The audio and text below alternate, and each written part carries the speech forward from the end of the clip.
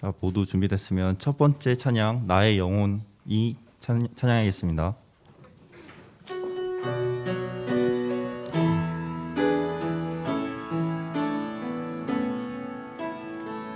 나의 영혼이 잠잠히 하나님만 바라며 나의 구원이 그에게서 나는 도다. 나의 영혼아 잠잠히 하나님만 바라라. 나의 소망이 저에게서 나는 도다. 오직 주만이 나의 반석 나의 구원이시니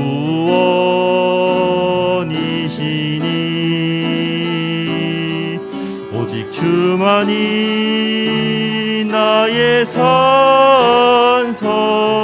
내가 요동치 아니하리.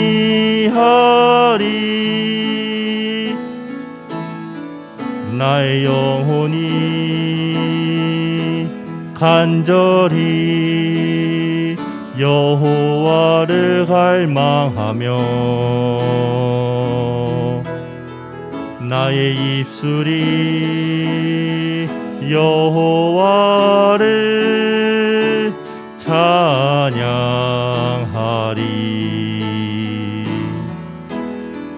나의 영혼이 즐거이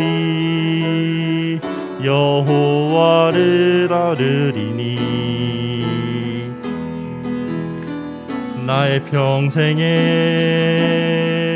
여호와를 송축하리. 오직 주만이 나의 반석 나의 구원이시니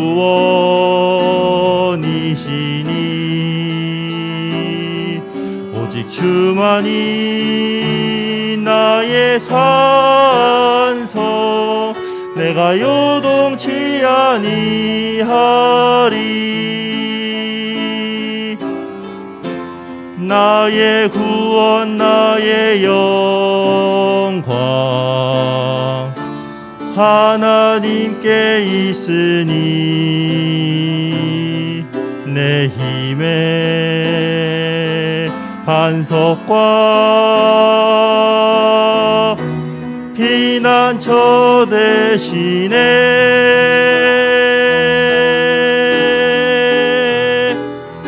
오직 주만이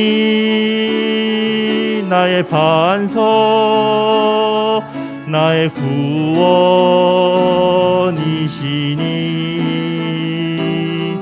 오직 주만이 나의 산성 내가 요동치 아니하리. 아멘. 모두 예배를 위해서 기도하겠습니다. 하나님 아버지 감사합니다. 저희가 이렇게 예배 시간에 함께 나와 다 같이 모여서 예배를 드릴 수 있음에 정말로 감사드립니다. 하나님 저희를 위해서 대신 죽으시고 부활하심에 정말로 감사합니다. 저희가 그 보혈에 힘입어서 이렇게 예배 자리에 나왔습니다. 저희가 하나님의 기쁨을 위해서 하나님의 사랑을 위해서 저희가 예배를 드립니다. 저희가 드리는 예배 주님께서 기뻐 받아주시길 간절히 원합니다.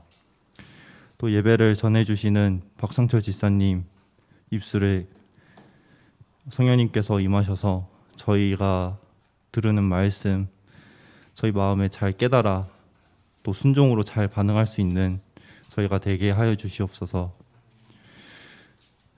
또한 아직 오고 있는 학생들이 있습니다. 주님 그 학생들 발을 안전하게 붙들어 주시고 또 따로 집에서 비대면으로 예배를 드리는 친구들도 있습니다. 그 친구들 예배 드릴 때 마음과 몸이 잘 정돈되어서 온전히 하나님께 예배를 잘 집중할 수 있도록 주님께서 붙들어 주시옵소서. 또 오늘 예배 시작과 끝을 주님께 의탁드립니다. 마귀 사탄 틈타지 않게 하여 주시옵소서. 감사합니다. 예수님 이름으로 기도드렸습니다. 아멘. 다음 찬송으로 주 품에 찬송하겠습니다.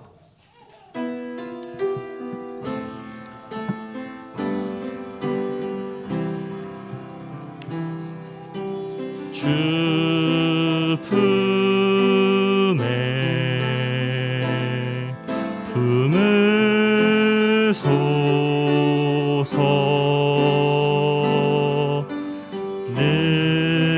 능력에 발로 덮으소서. 거친 파도 날 향해 와도 주와 함께 날아오르리. 폭풍 가운데 나의 영혼 잠잠하게 주를 보리라.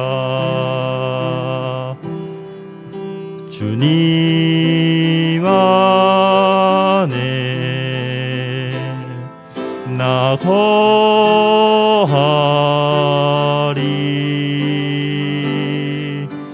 주 능력 나 잠잠히 믿네. 거친 파도 날 향해 와도 주와 함께 날아오르리. 폭풍 가운데 나의 영혼 잠잠하게 주를 보리라. 아멘. 마지막 찬송으로 예수를 나의 구주 삼고 찬송하겠습니다.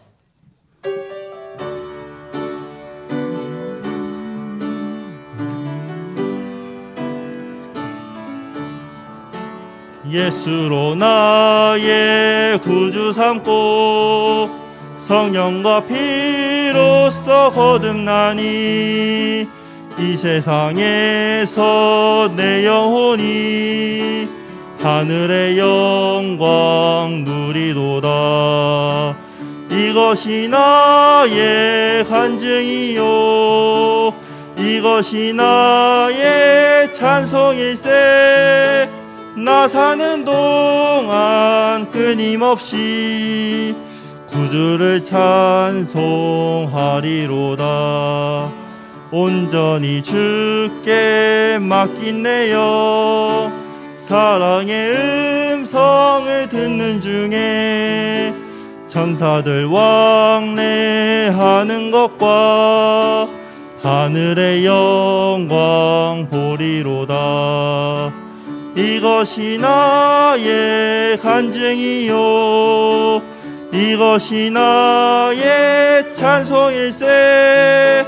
나 사는 동안 끊임없이 구주를 찬송하리로다.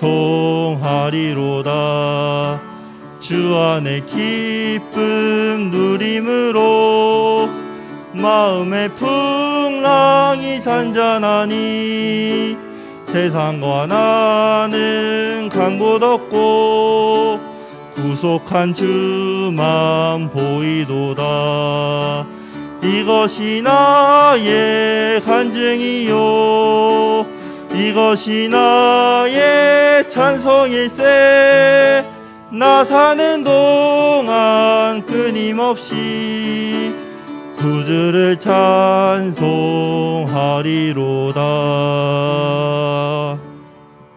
아멘. 박성철 집사님 나오셔서 광고 인도해 주시겠습니다.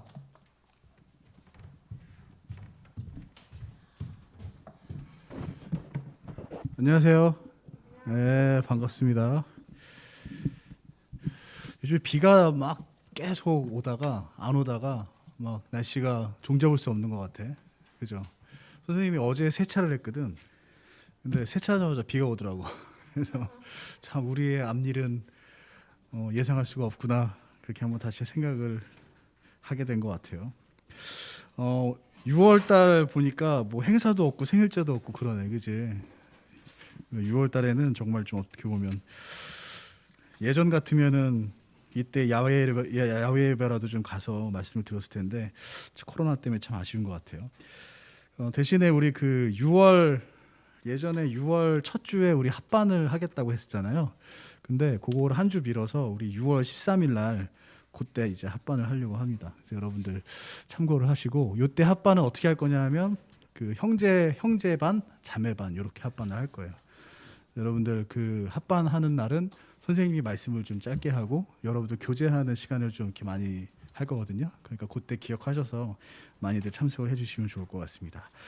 예, 광고 이걸로 마치고 우리 헌금 드리는 시간 갖도록 할게요. 우리 김정민 선생님 나오셔서 헌금에서 기도해 주시겠습니다.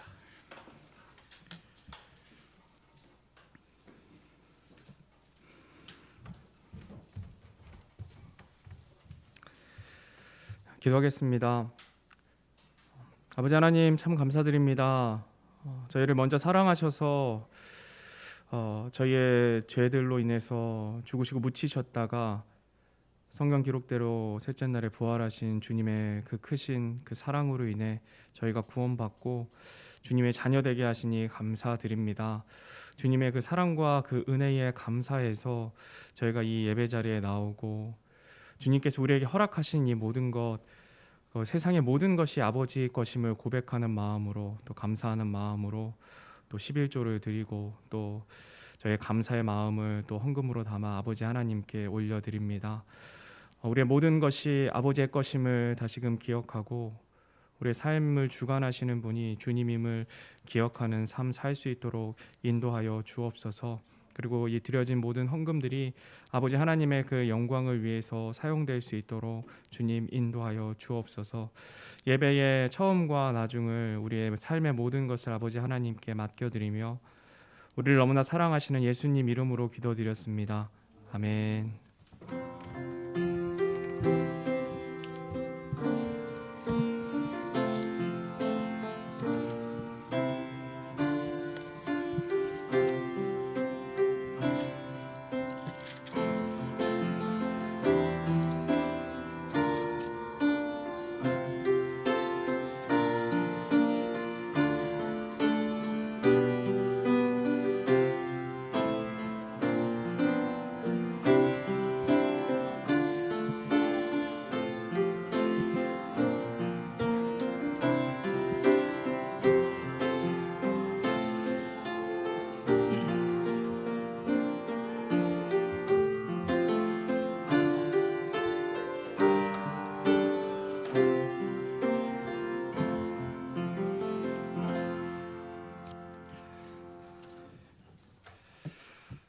예, 여러분들 우리 그 말씀을 듣기 전에 이번에 또 Q&A 여러분들 질문 한번 보고 그 다음에 말씀 듣도록 하겠습니다. 오늘 질문은 뭐냐면 하나님의 시작은 하나님은 언제 태어나셨나요? 라는 질문이에요. 이제 선생님이 Q&A 그 질문 쭉 받은 게 있는데 좀 쉬운 거는 다 했어. 다 하고 이제 어려운 것만 남았어. 그 선생님이 볼 때마다 좀 공부 좀 많이 하고 그래야 되겠다 그런 생각이 들더라고요. 그래서 이 질문도 굉장히 어떻게 보면 어려운 질문인 것 같아요. 하나님의 시작은 언제인가? 왜냐하면은 성경에 그 하나님의 시작에 대해서 딱 나온 것이 없기 때문에 그래서 그 어떻게 보면 그 여러 말씀들 보고 그 다음에 또 여러 다른 지식들을 통해서 어떻게 보면 그 요럴 것이다라고 추측을 하는 거지. 그래서 이 부분은 사실 누가 정확하게 얘기할 수 있는 사람이 아무도 없을 것 같아요. 아무도 없을 것 같고. 근데 선생님은 나름대로 생각하는 게 있긴 있어요. 그래서 오늘은 그거에 대해서 좀 이야기를 할게요. 자, 이 질문이 이제 시작은 언제냐, 하나님은 언제 탄생하셨냐 그런 질문인데 이 질문의 전제가 되는 게 뭐냐 하면 이 질문의 전제가 되는 거는 하나님도 시간 안에 속해 있다. 하나님도 시간에 구속되어 있다라고 그런 전제가 깔려야 사실 이런 질문을 할 수가 있어요. 그래서 이해를 돕기 위해서 선생님이 그 버스의 비유를 좀 한번 해볼게요. 그래서 다음 장 보면 이렇게 그 사람들이 버스를 타고 있죠, 그죠? 사람들이 버스를 타고 있고 이 사람들은 버스의 그 운행 노선에 따라서 움직일 수밖에 없죠, 그죠? 왜냐하면 버스를 타고 있으니까 버스가 가는 대로 갈 수밖에 없는 거예요. 그래서 이 버스를 여러분들 시간이라고 한번 생각을 해보자. 이 버스가 시간이라고 생각을 해보고 버스가 이렇게 운행하는 거, 자기의 그 노선대로 움직이는 이 운행하는 거를 시간이 흐르는 거라고 한번 생각을 해봅시다. 그러면은 그 버스 안에 있는 사람들은 버스가 운행하는 거에 따라서 움직이잖아요. 마찬가지로 우리 그 이 시간 속에 구속되어서 사는 우리들은 시간이 흐르는 대로 같이 이제 흘러갈 수밖에 없는 거지, 그지? 그래서 그렇게 이제 버스의 비유를 해서 한번 생각을 해볼게요. 그리고 버스를 타고 있으면 지금 어때요? 내가 현재 머물고 있는 현재 위치, 현재 정류장 그것만 알 수 있죠, 그죠? 그것만 볼 수 있잖아. 그래서 내가 지금 머물고 있는 정류장 이거를 시간에 비유하면 그게 바로 현재예요. 그리고 내가 지금까지 지나쳐온 그 이전의 정류장들 그거는 비유해보면 우리 과거라고 할 수 있겠죠, 그죠? 반대로 이제 앞으로 내가 갈 정류장 그거는 미래라고 아마 할 수 있을 거예요. 그래서 이 버스의 노선하고 이 시간을 이렇게 비교해보면 우리가 그렇게 한번 생각을 해볼 수가 있어요. 근데 이제 중요한 건 버스에 탑승한 사람들은 현재 나의 그 위치만 알 수 있다는 얘기예요. 현재 내가 서 있는 정류장만. 과거의 정류장이 있긴 했지만 볼 수가 없죠, 그죠? 그리고 미래의 정류장도 앞으로 갈 정류장도 내가 볼 수가 없어요. 그래서 그 시간이라는 버스 안에 있는 우리들도 현재만 알 수 있다. 과거는 볼 수 없죠, 그죠? 과거는 우리의 기억 속에 있을 뿐이야. 그리고 미래도 우리는 볼 수가 없죠, 그죠? 그래서 그 만약에 과거나 미래를 보고자 한다면 만약에 내가 이전 정류장이 어디고 이후의 정류장이 어딘 줄 알려면 여러분들 어떻게 해야 돼요? 버스에 타고 있으면 안 되겠지, 그지? 버스에서 내려야만 이전 정류장도 볼 수 있고 이후 정류장도 볼 수 있어. 그래서 여러분들 뭐 그 네이버 이렇게 구글맵 이런 거 보면 위에서 이제 항공사진 딱 찍어서 본 거 있잖아. 그러면 이전 정류장이 어디고 이후 정류장이 어디고 뭐 이거 다 볼 수 있잖아, 그지? 노선을. 그러니까 그런 식으로 그 시간이라는 버스에서 내려서 바라봐야 이 전체적인 과거, 현재, 미래를 다 볼 수 있다라는 얘기예요. 그래서 다음 장 보면 저렇게 사람이 버스에서 내려야 그 과거도 보고 현재도 보고 미래도 동시에 볼 수 있다는 얘기야. 그러니까 지금 하나님도 그런 분이시라는 거지. 하나님은 버스 안에 타고 계신 분이 아니라 버스 밖에 계신 분이에요. 그래서 시간의 흐름에 구속받지 않고 동시에 과거와 현재 미래를 보실 수 있는 분이다라는 겁니다. 그리고 이제 여러분들이 시작이 어디예요? 여러분들이 시작된 때. 이렇게 얘기하면 약간 그 물리 과학자처럼 물어보는 거지, 그지? 우리가 현실 세계에 쓰는 언어로 표현하면 이렇게 표현하죠. 여러분들 생일이 언제야? 그렇게 얘기하잖아요, 그지? 그게 여러분들의 시작이잖아. 그 생일이 언제야라는 질문을 여기 이 버스에 비유를 하면 어떻게 되냐면 너는 어느 정거장에서 버스에 탔어? 이 말이랑 같은 말이에요. 그래서 네가 언제 태어났니? 너 생일이 언제야? 이거는 저 시간이라는 버스 노선 안에서 너는 어느 정류장에서 이 버스에 탔어? 그 말이 되는 거예요. 그러면 하나님에 대해서 하나님의 시작은 언제예요? 하나님의 탄생은 언제예요? 라고 묻는 질문은 뭐하고 똑같아요? 하나님은 저 버스에 어느 정류장에서 타셨어요? 라고 질문하는 거랑 같은 질문이에요. 근데 좀 전에 들었듯이 하나님은 버스에 타고 계신 분이 아니죠, 그죠? 그래서 하나님께는 그러한 질문이 성립이 될 수가 없어.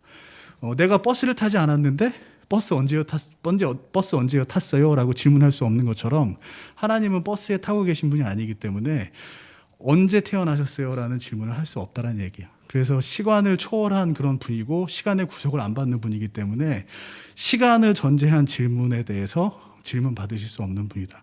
즉 하나님은 다시 얘기해서 시작과 끝을 우리가 알 수 없는 그런 분이에요. 그래서 이거에 대해서 명쾌하게 답을 줬으면 좋겠지만 그 질문 자체가 시간에 전제되고 시간이 전제되지 않은 걸 우리가 어떻게 상상할 수 없잖아요. 우리는 시간 안에서 살기 때문에. 그래서 그거에 대해서 이렇게밖에 이제 설명을 할 수 없지 않을까 그렇게 생각이 돼요. 그리고 사실 선생님이 느끼기에는 이게 제일 좀 어떻게 보면 명확한 그런 설명인 것 같고. 그래서 조금 더 이제 어차피 시간 얘기가 나왔기 때문에 시간에 대해서 좀 자세히 한번 얘기를 해볼게요. 여러분들 그 버스에는 출발점과 종점이 있죠, 그죠? 버스에는 시작점과 종점이 있어. 그럼 시작점, 과학자들도 그러니까 그러면 시간으로 비유했으니까 시간도 시작이고 끝이 있다는 걸 거 아니야, 그치? 그래서 과학자들이 어떻게 얘기하냐면 이 세상에 시간이 시작이 된 시점은 언제냐면 여러분들 빅뱅 얘기 들어봤지, 그지? 그래서 빅뱅이 일어났을 때 그때 시간도 시작이 됐다라고 그렇게 이야기를 해요. 그리고 과학자들은 시간이 언제 끝나냐라고 하는 걸 언제로 얘기하냐면 우주가 지금 막 빅뱅 이론에 의하면 우주가 막 팽창하고 있다고 그러잖아요, 그죠? 그럼 그 팽창이 멈췄을 때가 바로 시간이 끝나는 시점이 아니겠느냐 그렇게 얘기를 해요, 과학자들은. 근데 재밌게도 이 성경에도 봐도 이 시간의 시작과 끝이 나와 있어요. 그래서 뭐 다음 장 보면 과학은 이제 시간의 시작을 빅뱅이라고 얘기하는데 다음 장 한번 넘겨봐 주세요. 성경에서는 창세기 1장 5절에 그 시간의 시작에 대해서 나와 있어요. 그래서 창세기 1장 5절을 보면 말씀이 이렇게 되어 있어요. 창세기 1장 5절에 보면 하나님께서 빛을 낮이라 부르시며 어둠을 밤이라 부르시니라. 그 저녁과 아침이 첫째 날이더라. 자, 하나님께서 그 빛을 제일 먼저 창조를 하셨죠, 그죠? 그리고 그 빛을 뭐라고 부르셨어요? 낮이라고 불렀죠, 그죠? 그리고 빛이 사라진 거를 어둠이라고 부르시면서 그걸 또 밤이라고 부르셨어요. 그리고 이 낮과 밤이 흐른 거, 저녁과 아침이 됐다고 얘기했죠, 그죠? 이렇게 낮과 밤이 흐른 건데 밤과 낮이 흐른 거지, 저녁과 아침이니까. 그럼 이게 무슨 얘기냐? 빛이 있고 없어진 그런 흐름이잖아요, 그죠? 빛이 없고 있고. 그러니까 이러한 빛의 변화에 대해서 말씀하시면서 그 변화에 대해서 뭐라고 말씀하세요? 첫째 날. 날이라고 얘기해, 날. 여러분, 날이 뭐야, 날. 데이. 시간이지, 그지?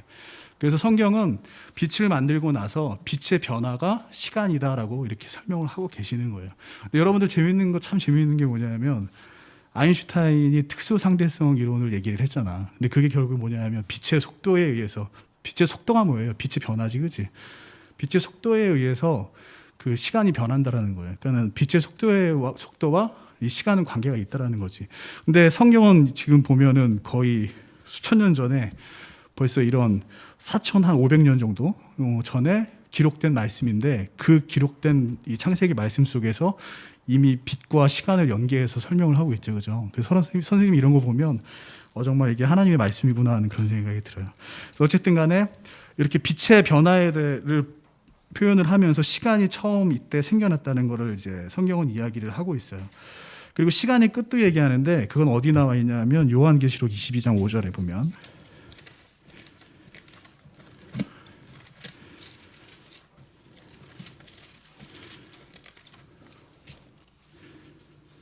요한계시록 22장 5절에 보면 이게 새 예루살렘 성에 대해서 이야기를 하는 건데 여러분들 그 예수님이 이제 지금 오시면 그 구원받은 사람들은 공중에서 예수님 만나고 이 땅에 7년 대환란이 시작이 되잖아요. 그리고 나서 7년 대환란이 끝나면 천년왕국이 이제 시작이 되고 그리고 천년왕국이 끝나면 그 다음에 새 하늘 새 땅이 시작이 되는데 그때 이제 새 하늘 새 땅에 내려오는 성이 새 예루살렘 성이에요.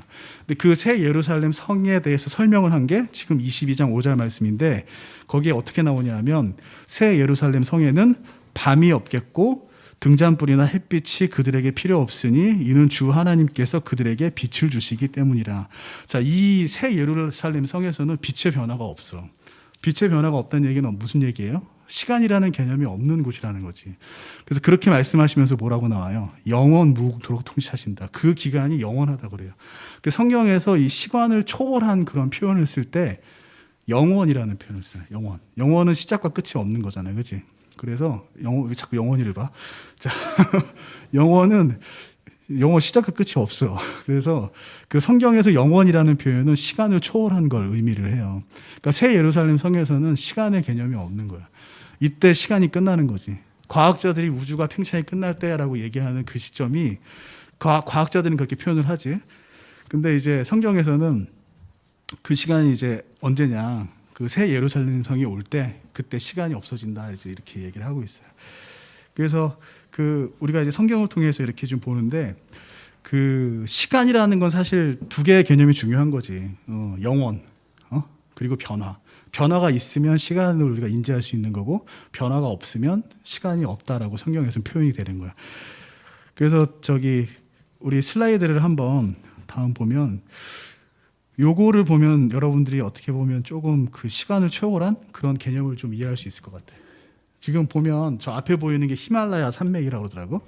그 도로를 이제 운행하고 있는데 옆에 나무들이 막 움직이지, 그지? 저걸 보면서 여러분들이 알 수 있는 게 뭐야? 차가 지금 주행을 하고 있어요, 안 하고 있어요? 차가 움직이고 있지, 그지? 근데 주변에 나무들은 막 움직이는데 저 산은 바뀌어요, 안 바뀌어요? 안 바뀌지, 그지? 그래서 그 우리가 나무가 이렇게 움직이는 걸 보고 시간이 흐른다라는 걸 알 수 있어. 저런 변화들 때문에.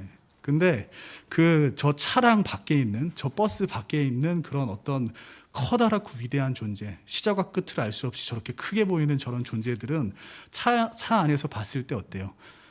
그냥 그 자리에 있는 것 같고 변하지 않는 것처럼 보여요. 그래서 시간에 갇혀 있는 우리들이 시간을 초월해 계신 하나님을 볼 때 저렇게 보인다는 얘기예요. 변하지 않는 것처럼 보이고 영원한 것처럼 보이고. 그래서 그 우리가 그 저런 모습을 좀 이미지를 우리가 빌려서 하나님의 영원함, 변함 없으심 이런 것에 대해서 이해를 할 때, 그러니까 시간이 이렇게 지나도 하나님은 변하지 않는다라는 거죠, 그죠? 그래서 저런 걸 좀 이해하는데 좀 도움이 되지 않을까 그래서 좀 가져와 봤어요. 그래서 다니엘에서 우리 6장 26절을 보면 하나님에 대해서 이렇게 얘기를 하고 있어요. 다니엘에서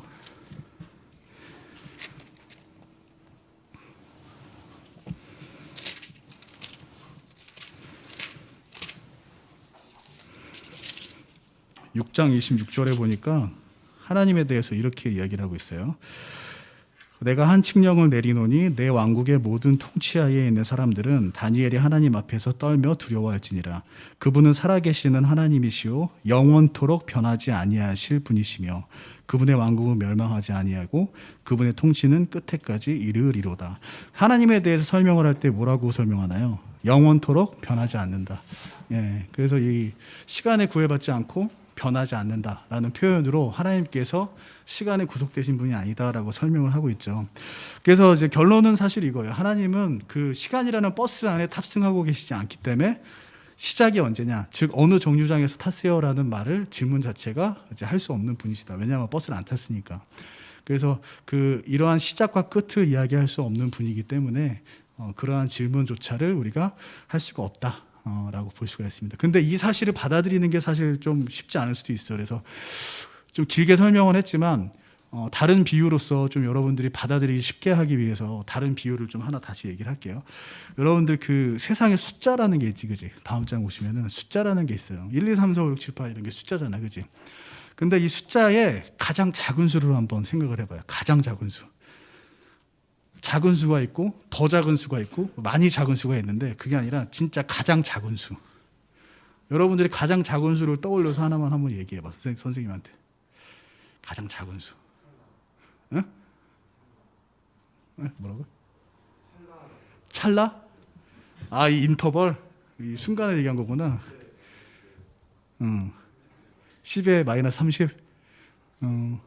근데 그런 이제 그 찰나를 이제 가장 짧은 순간이라고 보는 건데 또 이렇게 생각할 수도 있어. 그럼 10의 마이너스 30이 가장 짧으면 10의 마이너스 31은 더 짧은 거 아니야, 그지?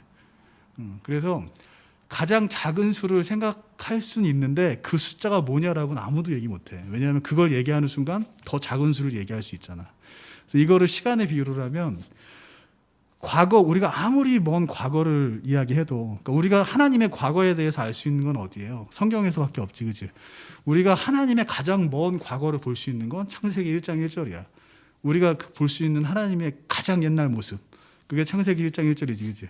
그래서 그 이전의 모습은 우리가 아무리 그 이전의 과거를 얘기해도 그 더 과거에 하나님께서 이미 계셨다라는 거예요. 그래서 가장 작은 숫자를 얘기할 수 없는 것처럼 하나님의 시작도 얘기를 할 수 없다라는 겁니다. 근데 여러분들 수라는 게 존재하잖아. 그치? 가장 작은 거 얘기할 수 없고 끝을 얘기할 수 없지만 그러나 수라는 것 자체가 존재하잖아. 그래서 시작과 끝이 그 존재를 규명하지는 않아요. 하나님의 시작과 끝을 이야기할 수 없다라고 해서 하나님이 없다라고 이야기할 수 있냐? 그게 아니라는 거지. 우리가 숫자라는 것이 존재하는 것처럼 하나님도 시작과 끝이 없지만 반드시 존재하신다. 라고 우리는 좀 생각을 해볼 수가 있어요. 그래서 오늘 좀 이렇게 어려운 얘기, 너무 이제 어려운 얘기를 한 것 같아. 그래서 여러분들 벌써 머릿속에 멘붕이 온 것 같은 그런 그런데 일단은 이런 것만 좀 정확하게 알았으면 좋겠어요. 하나님은 시간에 구속받지 않는 분이구나. 그래서 우리 엄마 아빠 보살펴 주셨던 하나님, 과거 아브라함 보살펴 주셨던 하나님도 동일하게 나를 지금 보고 계시는구나. 그렇게 여러분들이 이해했으면 좋겠습니다. 자, 그래서 오늘 이 Q&A는 여기서 마치고 이제 우리 말씀 듣는 시간 갖도록 할게요.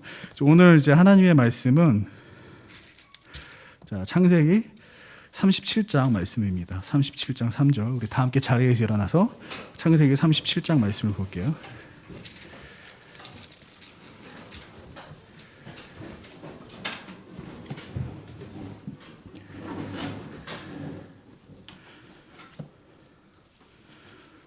자, 창세기 37장 3절 말씀입니다. 우리 다 함께 읽도록 할게요. 창세기 37장 3절. 자, 시작. 이제 이스라엘이 자기의 모든 자식들보다 요셉을 더 사랑하였으니 이는 그가 노년에 얻은 아들이기 때문이더라. 그가 그를 위하여 채색 옷을 지었더라. 예, 기도하겠습니다. 하나님, 오늘도 귀한 하루 허락해 주셔서 감사합니다. 또 저희들 이 코로나의 때에 또 무엇보다도 우리 학생들 건강 지켜주셔서 너무나도 감사드립니다. 저희들 오늘 또 말씀을 들을 텐데 정말 가정의 소중함에 대해서 저희들 계속 말씀을 듣고 있습니다. 오늘은 특별히 이 소중한 가정을 사탄이 어떻게 망가뜨리려고 하는지 사탄의 여러 방법들을 볼 텐데 그 모습을 보면서 저희들 마음속에 경각심이 생기고 더욱더 하나님을 의지하고 가정을 지킬 수 있는 노력을 하나님께서 허락하여 주시옵소서. 예수님의 이름으로 기도드렸습니다. 아멘. 자, 우리 지난주, 지지난주 해서 요즘에 계속 5월부터 가정에 대해서 이제 말씀을 듣고 있잖아요. 하나님이 가정을 주신 이유가 이제 무슨 이유냐? 당연히 이제 자녀를 많이 이제 낳아 번성하는 것도 있고, 또 하나는 하나님의 사랑을 가정 안에서 배워라라는 거죠, 그죠? 그래서 그 사랑을 배워서 올바로 하나님과 사랑으로 교제하기 위해서 또 가정을 주셨다라고 우리가 그렇게 배웠어요.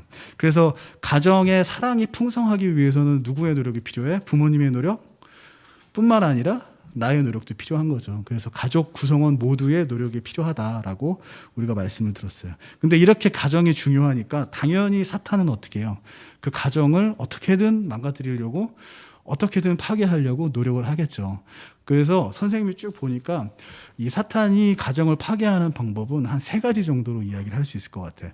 그래서 그 3가지를 보면, 다음 점 한번 봐주시면 이렇게 3가지 부분인 것 같아요. 그래서 첫 번째로 가정 내의 불화와 갈등을 일으키면서 가정을 파괴하려고 해요.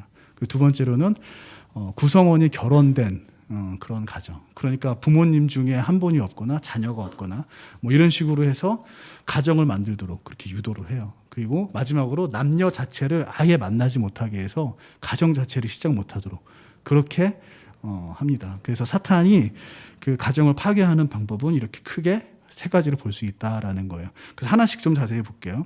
첫 번째로 사탄이 가정을 파괴하는, 망가뜨리는 방법은 무엇이냐? 가정 내에 불화를 일으키는 거예요. 여러분들, 우리 가정 내에 각 구성원의 노력이 있어야 그 안에서 사랑이 풍성하고 가정이 유지된다라고 했잖아요, 그죠? 그리고 각 구성원은 어떤 노력을 해야 되는지 우리 지난 말씀을 통해서 들었어요. 그래서 남편은 아내를 사랑해야 되죠, 그죠? 그리고 소홀히 함부로 대하면 안 돼. 근데 그 남편을 사랑하지 않을 때, 그때 가정의 불화가 일어나는 거예요. 마찬가지로 아내는 남편을 존경하고 복종해야 되는데 아내가 남편에게 존경하지 않을 때, 이럴 때 불화가 일어나죠. 그리고 자녀가 부모님께 순종하지 않을 때, 이럴 때 불화가 일어나요. 그리고 부모가 자녀를 노엽게 했을 때, 그럴 때 이제 가정 내에 불화가 일어나지. 그래서 한 가지 예만 들어보면, 우리 오늘 본문 읽은 이 말씀에 그 부모가 자녀를 이제 노엽게 한 그런 상황이 나와요. 야곱이 12명의 아들이 있었어, 그지? 12명의 아들이 있었는데 그 아들 중에 누구를 가장 사랑했어요? 오늘 말씀 보니까 요셉을 가장 많이 사랑했지, 그지? 그래서 요셉한테만 채색 옷을 입혔어. 그래서 그 야곱의 잘못된 점은 뭐냐? 자녀를 그렇게 채색 옷을 입힐 정도로 많이 사랑한 게 잘못한 거냐? 그건 잘못이 아니에요. 자녀를 많이 사랑하면 사랑할수록 그거는 좋은 거야. 근데 그러면 야곱이 뭐가 잘못됐느냐? 요셉만 너무 사랑했다는 거지. 차별을 뒀다는 게 야곱이 잘못했다라는 거예요. 채색 옷을 입혔는데 요셉만 입혔어. 다른 자녀를 안 입히고. 그러면 자기 마음이 그렇더라도 다른 자녀들이 눈치 못 채게라도 해야 되는데 그게 아니라 대놓고 요셉만 좋아한 거지. 그럼 다른 자녀들 입장에서는 차별받는 거지, 사랑받는 거예요. 그거에 대해서 다른 자녀들이 결국에 어떻게 됐냐? 그 차별이 계속되니까 그 자녀들 속에 화가 일어났어. 그 자녀들이 노엽게 됐어. 그래서 그 결과로 어떻게 됐어요? 요셉을 구덩이에 가두고 노예로 팔아버렸지, 그지? 여러분들 생각을 해봐. 가정 내에서 우리 저기 현우가 있는데 현준이 형이 어느 날 오래 가봤어. 그랬더니 이렇게 팔아버리고 가는 거야. 얼마나 황당해, 그지? 이거 가정 내에서 일어나면 안 되는 일이거든. 근데 이런 일이 가정에서 일어난 거지, 그지? 그러니까 자녀를 노엽게 하니까 어때요? 이렇게 가정이 망가뜨려지는, 파괴되는 이런 일들이 일어나더라 하는 거예요. 근데 그게 이제 비단 자녀를 노엽게 했을 때뿐만 아니라 나머지 저희 부분들, 남편, 아내, 자녀, 부모 모두가 자기의 저러한 그 해야 될 일, 노력들을 안 했을 때 가정 내에 그런 불화가 일어난다는 얘기입니다. 자, 그리고 두 번째로 우리가 볼 수 있는 거는 다음 장 보시면 그 구성원이 결혼된 가정을 만들게 한다는 얘기예요. 자, 딩크족이라고 여러분들 얘기 들어본 적 있어요? 딩크족? 더블 인컴, 노 키즈. 더블 인컴은 뭐야? 인컴. 컴 들어와. 인 안으로 들어와 막. 그게 뭐예요? 수입. 돈 버는 거. 그래서 더블 인컴이라는 얘기는 남자, 여자, 남편, 아내 둘 다 직장을 가지고 돈을 번다는 얘기지. 그러면서 어떻게 해요? 노 키즈. 애는 안 낳아. 그래서 그 일을 하면서 일하는 것 자체가 나쁘다는 건 아니에요. 일을 하면서 그 수입이 주는 게 싫어서 아이를 안 낳는 거. 그리고 또 하나는 왜냐하면 이제 둘 다 일하면서 애 키우기가 쉽지 않거든. 그리고 애를 키우기 위해서는 여러 비용과 노력이 많이 들어가요. 때로는 수고와 고통이 들어가야 되고. 근데 그러한 것들을 하지 않겠다라는 거예요. 그게 하지 않고 그렇게 자녀 아예 그래서 낳지 않고 이 인생을 우리 둘이 즐기자. 너랑 나랑 사랑하니까 둘이서 즐기자. 이런 주의가 바로 그런 걸 추구하는 사람들이 딩크족이라고 그래요. 딩크족.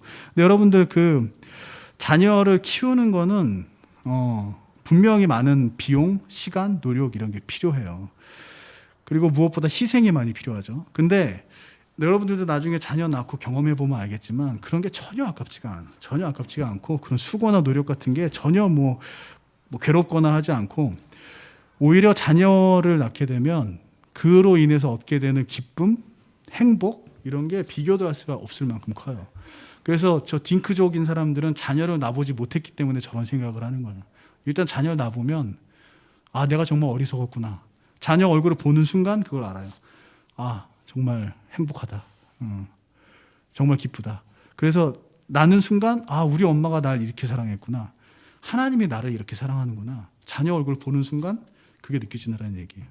자녀를 많이 낳는 게 좋은 게 우리 저 김정민 선생님이랑 한민 선생님은 그거를 3번째 경험했잖아요, 그렇지? 그래서 자녀를 많이 낳는 것도 좋아요. 근데 그러한 기쁨을 나보지도 않고 거부하는 거지. 이게 과연 그럼 사랑이라고 할 수 있을까? 뭐 아니죠, 그죠? 하나님은 자녀를 낳으라고 그랬고, 그리고 그 온전한 사랑을 깨닫게 하기 위해서. 우리가 부모님께 사랑을 배워서 하나님의 사랑이 이런 거구나라고 아는 게 부모님께 사랑을 배울 때고 하나님의 사랑이 이거구나 마음 깊이 이해하게 되는 때가 있는데 그게 어느 때냐? 내가 자녀를 낳아봤을 때. 그때 마음으로 이해가 돼. 하나님이 진짜 이런 사랑으로 나를 사랑하는구나. 그래서 자녀는 선택이 아니라 필수다라는 겁니다. 하나님도 그렇게 명령을 하셨고. 그 다음에 두 번째로 미혼모가 있어요. 비혼모. 비혼모라는 거 여러분 들어봤어요? 미혼모하고 다른 건데 미혼모는 내가 원치 않아도 어쩔 수 없이 아이를 낳는 경우까지 포함하는 게 이제 미혼모야. 남편 없이. 근데 비혼모라는 건 뭐냐면 이게 이제 요즘에 이제 자꾸 얘기 나오는 건데 내가 스스로 남편이 없는 걸 선택해서 아이를 낳는 거야. 요즘에 이제 비혼모라고 나오는 연예인이 있지, 그지?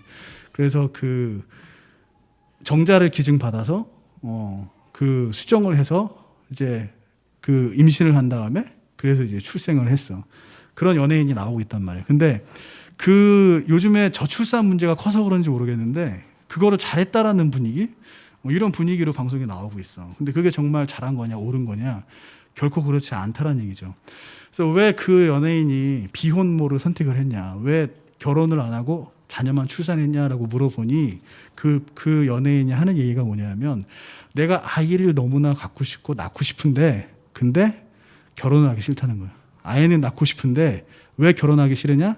남편에 대한 책임지는 거 싫다 이거지. 남편에게 봉사하고 이런 거는 싫다라는 거예요. 그러니까 내가 선택하는 거지, 그지? 나는 남편을 부양하는 건 싫고 자녀는 갖고 싶어. 그럼 나는 자녀만 갖겠다. 아빠가 누군지도 모르지만 자녀만 갖겠다. 근데 이게 과연 정말 사랑일까? 그 선생님이 요거를 좀 생각을 해봤어요. 과연 이게 사랑일까? 근데 이게 일단은 뭐가 문제냐면 여성 혼자서 자녀를 키우는 거 그게 문제다. 이걸 얘기하는 게 아니야. 여성 혼자도 얼마든지 자녀 키울 수 있고 어쩔 수 없이 그렇게 키우시는 분들도 있고 너무나 훌륭히 키우시는 분들도 있고 그래서 여자 혼자 자녀를 키우는 게 잘못됐다는 게 아니라 그거를 그 연예인이 스스로 선택을 했다는 게 잘못됐다라는 거예요. 그래서 그 연예인이 그것을 그렇게 선택을 했다는 거는 무슨 의미냐면 아이를 키울 때 남편은 필요 없는 존재일 수도 있다. 또는 남편의 역할을 내가 충분히 할 수 있다. 그런 어떤 자신감? 근데 그게 사실 교만이지, 그치? 하나님께서는 남편이 필요하기 때문에 구성원으로 남편을 두신 거거든. 근데 그 연예인이 자기가 판단해서 남편이 필요 없다라고 한 거예요. 그럼 이건 엄청난 교만인 거죠, 그죠? 그리고 그 자녀 입장을 한번 생각을 해보자라는 거예요. 선생님이 정말 화나는 게 이 부분인데 자녀 입장을 생각을 전혀 안 한다는 얘기야. 이 자녀는 내가 아빠 없이 태어나는 거에 대해서 자기의 선택권, 자기의 의사를 이야기할 수조차 없었어. 그지? 오로지 그 엄마의 판단에 의해서 그러한 운명이 결정이 됐다란 말이에요. 근데 그 엄마가 어떻게 판단을 했어? 아이의 입장을 생각해서 판단을 했냐? 그게 아니라 단순히 내가 남편에 대한 책임을 지기 싫어서. 그게 싫어서 자녀가 아빠 없이 태어나게 하는 그러한 것들을 선택을 했다란 말이에요. 근데 저번 시간에도 얘기했지만 선생님이 아빠가 일찍 돌아가셨잖아요. 그래서 그 아버지 없이 자라는 게 뭐 선생님 전혀 불행하지 않다고 그랬지, 그지? 근데 불행하진 않았는데 그게 전혀 힘들지 않았다. 그 얘기는 아니에요. 아버지가 안 계시면 일단 그 빈자리를 누군가의 노력으로 채워야 돼. 내가 더 노력해야 되는 게 있고 가족 구성원 중에 누군가 더 노력을 해줘야 되는 부분이 있다고. 근데 그 노력이 때로는 너무 힘들 때가 있고 때로는 정말 고통스러울 때가 있어. 그게 불행하다는 건 아니야. 근데 그럴 때가 있다는 거야. 힘들 때가 있다는 거야. 근데 그거를 이 엄마는 자녀가 그거를 다 오롯이 받아서 그거를 극복해 나가고 그런 고통을 감수해야 되는데 그런 것들을 생각을 했는지 안 했는지 모르겠지만 그거를 고려하지 않았다는 거야. 자녀의 고통을. 내가 남편에 대한 책임을 지기 싫어서 그냥 자녀만 낳은 거야. 이게 과연 사랑이라고 할 수 있을까? 굉장히 좀 이기적인 거지, 그지? 선생님이 화나는 건 이런 부분이에요. 자녀가 어떤 고통을 겪을지도 모르면서 어떻게 그런 선택을 할 수가 있을까라는 거죠. 여러분들 그 동성애 부부들, 동성끼리 결혼하는 것 자체도 잘못됐지만 동성 연애자들이 서로 결혼이라고 한다고 하면서 자녀를 입양해서 키우는 경우가 있어. 그럼 이런 건 어떤 거냐? 마찬가지지, 그지? 그 자녀가 나중에 자기가 딱 커서 봤는데 난 아빠가 둘이야. 난 엄마가 둘이야. 그럼 그거에 대해서 얼마나 혼란스럽겠어. 잘 받아들이면 그나마 다행이지. 그것도 뭐 정상적인 건 아니지만. 근데 그것 때문에 혼란이 오고 고통스럽다면? 그것 때문에 놀림을 받는다면? 그거를 고려하고 그런 선택을 했냐라는 거예요. 그게 여러분들 애견샵 가서 애완견 데리고 와서 키우는 거랑 뭐가 달라? 같은 거지. 내 기호에 따라 하는 거잖아요. 그죠? 그거는 절대 사랑이라고 할 수 없는 거예요. 내가 좋은 대로 하는 거. 그런 거 절대 사랑이라고 할 수 없는 거죠. 그죠? 그래서 그것도 굉장히 좀 하나님 앞에서 정말 심각한 범죄일 뿐만 아니라 무엇보다 아이한테 정말 큰 죄를 짓는 거죠. 그죠? 자, 그 다음에 이제 세 번째로, 이게 가장 악질적인 방법이에요. 사탄이 가정을 무너뜨리는 악질적인 방법. 그게 뭐냐? 남자와 여자 자체를 만나지 못하게 하는 거야. 만나지 못하게 하니까 결혼을 할 수가 없겠지, 그지? 여러분들 비혼주의라고 들어봤어요? 비혼주의? 말 그대로 남자와 여자가 연애는 하는데 결혼은 안 하는 거야. 연애는 하는데. 그래서 연애의 즐거움은 우리가 누리자. 근데 결혼의 책임은 지기 싫다. 그게 비혼주의야. 그래서 비혼주의 사람들은 연애하다가 깊어지면 동거까지는 해. 동거는 하지만 결혼은 안 해요. 그 결혼 때문에 오는 여러 가지 책임들, 법적인 책임들 이런 거 안 지겠다는 얘기지. 그거는 어떤 마음이 그 밑에 깔려 있는 거냐면 내가 얘 마음에 들지 않으면 얘 조건이 더 이상 나를 흡족하게 만들지 못하면 나는 언제라도 얘랑 헤어지겠다라는 마음이 전제에 깔린 게 바로 비혼주의예요. 그러면 여러분들 사랑이 뭐야? 진정한 사랑. 하나님이 여러분들에게 배웠으면 하는 사랑. 하나님이 여러분들이 배웠으면 하는 사랑. 하나님이 여러분들한테 보여준 사랑. 부모님이 여러분들한테 보여준 사랑이 뭐예요? 희생하는 거잖아요. 아무 조건 없이 희생하는 거. 그게 사랑의 모습이에요. 근데 이런 아무런 조건 없이 희생을 하려면 그 마음속에 뭐가 있어야 되냐? 책임이 있어야 돼. 내 자녀에 대한 책임. 하나님이 왜 우리를 위해서 예수님을 보내주시고 스스로 십자가에 달리시고 그런 고통을 경험을 하셨냐? 우리를 만드신 그 책임감 때문에, 그 사랑도 있고 또 책임감 때문에 하나님께서 그렇게 하셨다는 말이에요. 마찬가지로 연애는 하되 결혼을 하지 않겠다. 내가 저 사람을 좋아하지만 사랑하지 않겠다. 그 얘기하고 똑같은 얘기예요. 내가 원하지 않으면 언제든지 저 사람이랑 헤어지겠다. 저 사람 책임지지 않겠다. 그럼 그 가운데 무슨 신뢰가 있겠어? 서로 믿음이 있겠어요? 없겠지, 그지? 믿음이 없는 사랑이 사랑이야? 아니죠, 그죠? 그래서 저런 비혼주의는 그냥 연애만 하는 거예요. 절대 사랑이라고 할 수 없다. 그 다음에 이제 두 번째로 나오는 게 독신주의인데, 원래는 사실 뭐 비혼주의나 독신주의나 예전에는 같은 말이었던 것 같아. 근데 요즘에 비혼주의라는 말이 나오면서부터 이제 독신주의하고 이제 의미가 좀 달라지게 됐는데, 비혼주의는 연애는 하면서 그 결혼은 안 하겠다라는 게 이제 비혼주의라면, 독신은 연애도 안 하고 결혼도 안 하겠다. 그냥 혼자 살겠다. 그런 거예요. 그래서 그럼 저게 잘못이냐? 사실 하나님은 남녀가 만나서 가정을 이루고 이제 그 가정을 이루고 그 안에서 하나님이 사랑 배우고 자녀 출산하고 하는 게 이제 하나님의 질서인데, 그래서 모든 사람들이 그렇게 하라고 이제 명령을 하셨죠, 그죠? 근데 예외를 두신 게 있어. 그래서 독신주의는 기본적으로 잘못된 거지만 예외가 있다. 그게 어떤 거냐? 그 고린도전서 7장 8절 말씀을 보면 그 이런 말씀이 있어요. 여기 화면 한번 보세요. 그러므로 내가 결혼하지 아니한 자들과 과부들에게 말하노니, 여기서 내가 누구냐면 사도 바울을 얘기해요. 사도 바울이 여러 가지 썰들이 있는데 결혼을 아예 안 했을 수도 있고, 결혼했다가 뭐 이혼을 했든 사별을 했든, 그래서 아무튼 결혼한 다음에 혼자가 됐거나, 아무튼 중요한 건 현재 상태로 혼자가 된 상태야. 그럼 혼자가 된 상태에서 뭐라고 얘기를 하냐? 결혼하지 아니한 자들, 그 과부들에게 말하노니 나처럼 지내는 것이 그들에게 좋으니라. 즉 혼자 지내는 것도 나쁘지 않다. 근데 그건 전제가 있어. 무슨 전제가 있냐? 내가 온전히 하나님께 쓰임 받겠다. 나의 모든 것을 하나님께 드리겠다. 나의 모든 것을 하나님의 일을 하는데 사용하겠다. 나의 모든 사랑을 다 하나님의 일을, 아까 하나님께 쏟겠다. 나의 모든 열정을 다 하나님의 일에 쏟겠다. 그래서 가정을 돌보는 그런 열정, 가정을 향한 사랑, 이런 거 다 하나님께 하겠다. 라고 할 때, 그럴 때에 독신을 할 수 있다는 얘기예요. 사도 바울처럼. 그래서 그 하나님의 일을 하기 위해서 혼자 지내는 거, 그거는 나쁘진 않아요. 그것까진 가능. 근데 그 외에 그냥 책임을 회피하기 싫어서 그냥 혼자 살고 싶어서, 그거는 잘못됐다라는 거죠. 그죠? 자, 그리고 세 번째로 그 또 뭐가 있냐면, 다음 장 한번 봐주세요. 급진적 페미니즘이 있어요. 영어로 레디컬 페미니즘이라고 얘기하는데, 그 페미니즘에 대해서는 선생님이 예전에 한번 했었죠, 그죠? 그래서 자세히 얘기는 안 할게요. 근데 페미니즘은 나쁘지 않아. 왜냐하면 그 기존의 잘못된 남성적 권위주의 때문에 억압받았던 걸 회복하는 거니까. 회복해야 되는 것들 많이 있어요. 그래서 영적인 질서 외에는 다 동등하다. 선생님이 이렇게 얘기했었죠, 그죠? 그 죄 때문에 형벌로 받은 영적인 권위 아래 놓이는 이 형벌 말고는 남자와 여자가 차이가 없다라고 얘기를 했어요. 근데 그걸 회복하자는 게 페미니즘이에요. 그건 나쁜 게 아니에요. 근데 급진적 페미니즘이 잘못됐어요. 급진적 페미니즘은 남성을 깎아내리고 그 남성에 대한 혐오를 조장을 해. 그 결과 어떻게 되냐? 남녀 사이에 갈등을 만들어. 왜냐하면 남녀 사이에 갈등을 만들어야 자기들의 존재의 이유가 있거든. 그래서 끊임없이 남녀 사이에 갈등을 만들어요. 어떻게든 간에. 그게 이제 급진적 페미니즘이에요. 저거는 정말 나쁜 거예요. 왜냐하면 남녀 사이에 갈등을 만들어서 못 만나게 해. 결혼을 안 하게 해. 정말 잘못된 거지, 그지? 그래서 여러분들이 페미니즘하고 레디컬 페미니즘하고 급진적 페미니즘은 구별해서 볼 필요가 있어요. 급진적 페미니즘은 정말 잘못된 거다.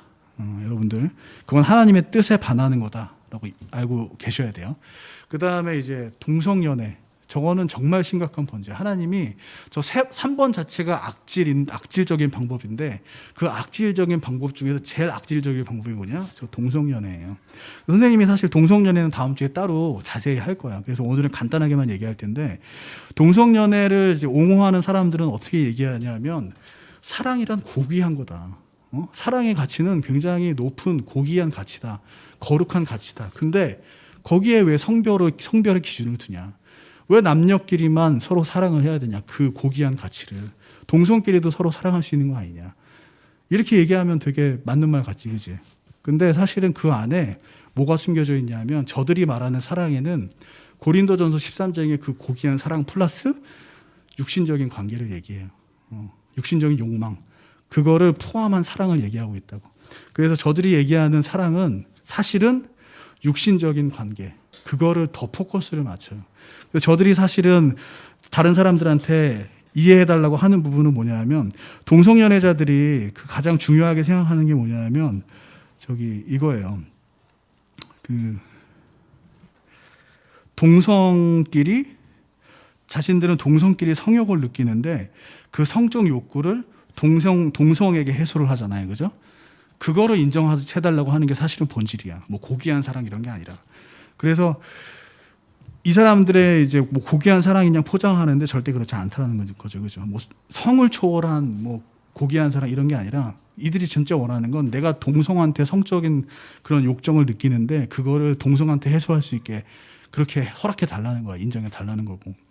그래서 진짜로 이제 이 사람들한테 그러면은 그런 육신적인 그런 성적인 관계 말고 진짜 고귀한 사랑만 해라라고 하면 다 싫어할 걸. 왜냐하면 그게 본질이 아니니까.